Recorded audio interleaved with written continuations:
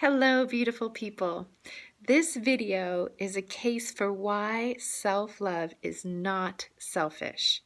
So if you're like me, you may have seen a lot of different messages about self-love and self-care and self-worth, and you may have experienced some resistance because for me, I was taught that self-sacrifice was what was honorable, putting other people above myself. And because I had such rigid black and white thinking, I thought it was either or. If I'm valuing myself, then I must not be valuing you.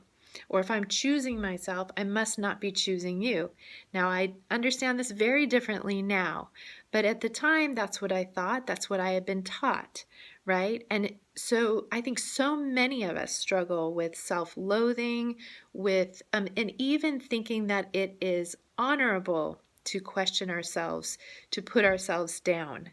Now, why do you think so many of us have that belief? Well, my theory is that any kind of authority structure, so that's parenting, education, government, religion, it really serves it well if the people believe that they are innately flawed, or if they need to not trust themselves, because if you can't trust yourself, you must look to the authority for answers. You must look to them for direction.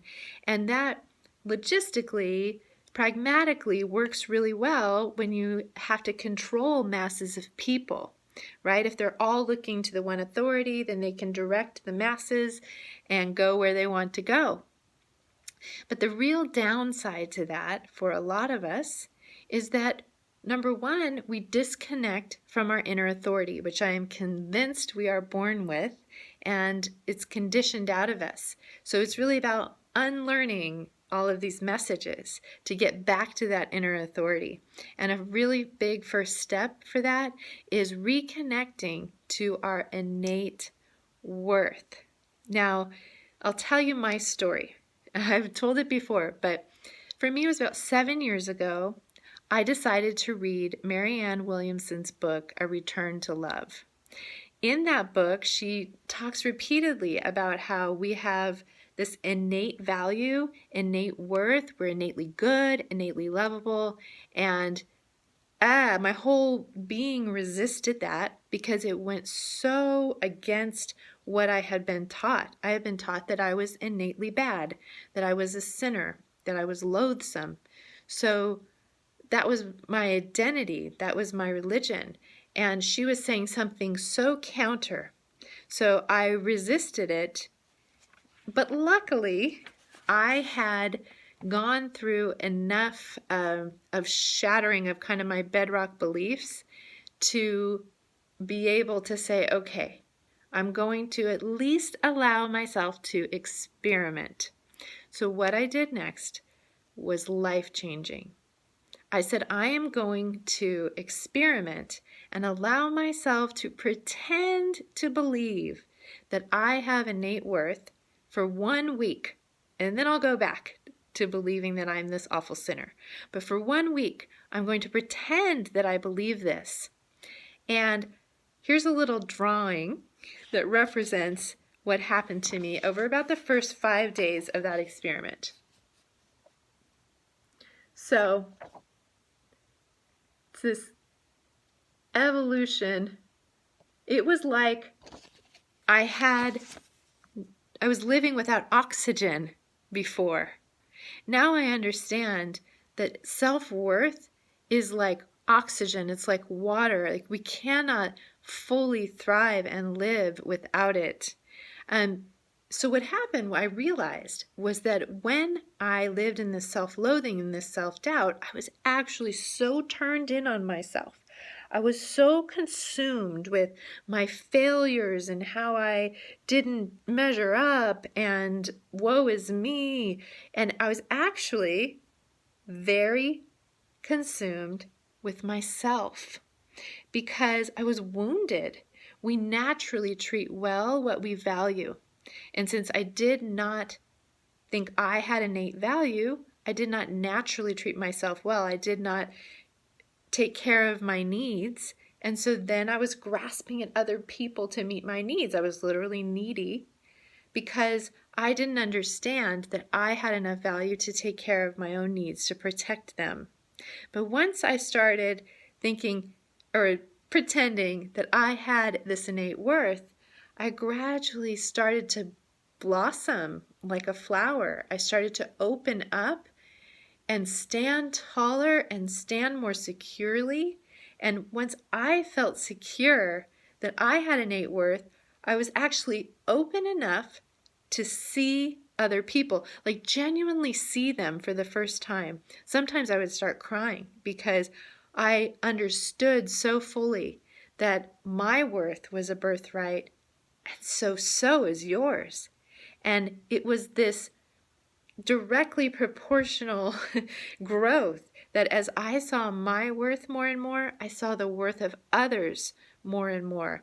And it wasn't that I was giving to them out of obligation, or in the past I think I would give because I thought when I give to you, somehow I gain worth. But when I started with the worth first, then I could give very freely and naturally from overflow. And it was very organic, and I didn't resist giving. So when I took care of my own needs first, I was stable and secure enough to genuinely give to others and to fully see their worth. So as you can see, I did not become selfish. It was really quite the contrary, quite the opposite. I went from being very, very self-focused to free to truly see others and give to them. Whereas before, I was very confused about boundaries. I let other people control me and didn't take responsibility for myself, and I tried to control other people beneath me. And this gave me so much more clarity about my value and your value, and I have value to take care of my needs, and I set you free in your value to care for your needs.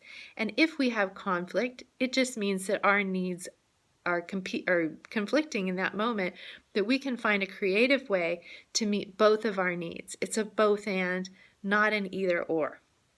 So it wasn't that I was putting myself above you, but I was including myself with you, that we have value and we can treat well what we value.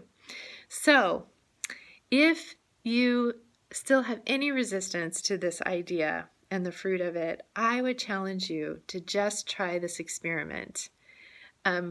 You can go back afterward to self-loathing and self-doubt, and you will go back to it because that's the default, and we challenge our defaults very gradually until we can change to a new default.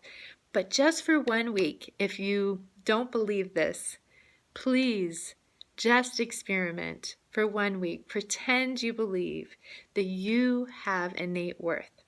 I am now 100, after I did that experiment, I never looked back. And I am now fully convinced that the root of all healthy choice is the deep understanding of your innate and infinite worth. So I challenge you to that experiment. See what happens, see what the fruit of it is, and let me know how it goes.